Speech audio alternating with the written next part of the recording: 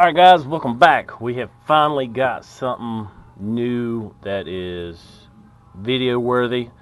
So what we got today is a 2014 Sprinter van, 2.1 liter inline 4-cylinder. Very good little motor, very good little truck.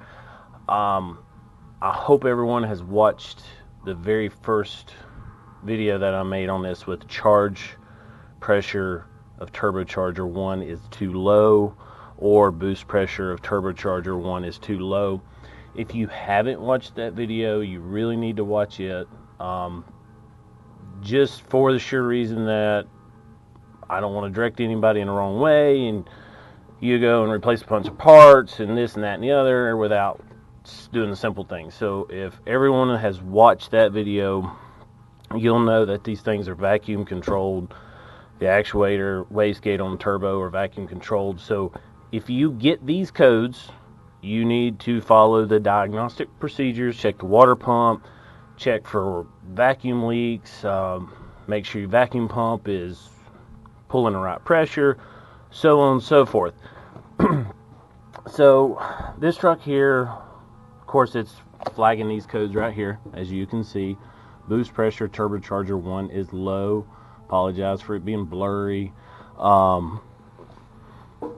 So from here, I've already checked the vacuum and everything, and now we're on to check the CAC side for leaks. There's two ways you can do this. If you don't have the proper tooling, simply pull it down in the drive, throttle on it, and listen for air whooshing. Not that big of a deal, not the most economical way. Not everyone's got $1,000, $1,500 to spend on a smoke machine. So if you don't have a smoke machine or the pressure gauge that I'm getting ready to show you right now, you can do that. Granted, it doesn't show you where your leak is. This is where good diagnostics come in and you check your CAC hoses. So furthermore, what we're going to do, I'm going to step over here. I'm going to show you this setup that I've got here. Simple regulator, pressure gauge on it, and it comes down, and it is made for Mercedes. As you can see, it's got the orange colored connector fitting on it.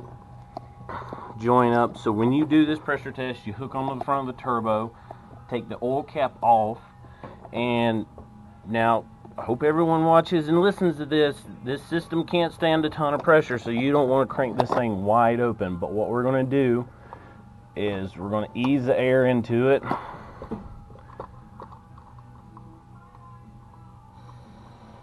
Okay, now of course you got to distinguish between the air going in and what's leaking. But on a good system, you should be able to ease the air into it and it gradually come up, gradually hold, and then you should be able to cut the air off. And as you can see and hear, it is leaking. The needle just come up just a little bit, and on a good system that isn't leaking, you should be able to let the air off, and gradually, I'm talking gradually, it'll drop off. This one here, we know we have a leak. Do we have a smoke machine? No. So I've been all over the truck, checked the cooler, the hoses, whole 9 yards. What I'm left with now is the intake. So we're going to dive in here and pull the EGR cooler off, pull everything out. We're going to pull the intake off, and then hopefully part 2 will come out and I'll show you where the leak is, what the problem is, whether it's the actual plastic intake or whether it's just a gasket. Who knows what it may be until I can get in there and see what it is. So I'm going to stop joshing in jargon, shut the video off, and get this thing going, get it tore down.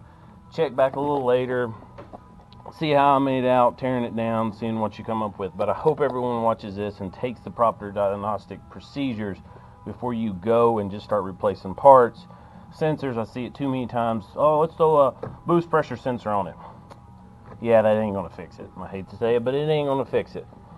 So stick around, subscribe if you want to. I don't really care. I don't do this for the subscriptions. I do this simply to get the information out. Hope you enjoy the video. Check you here in a little bit.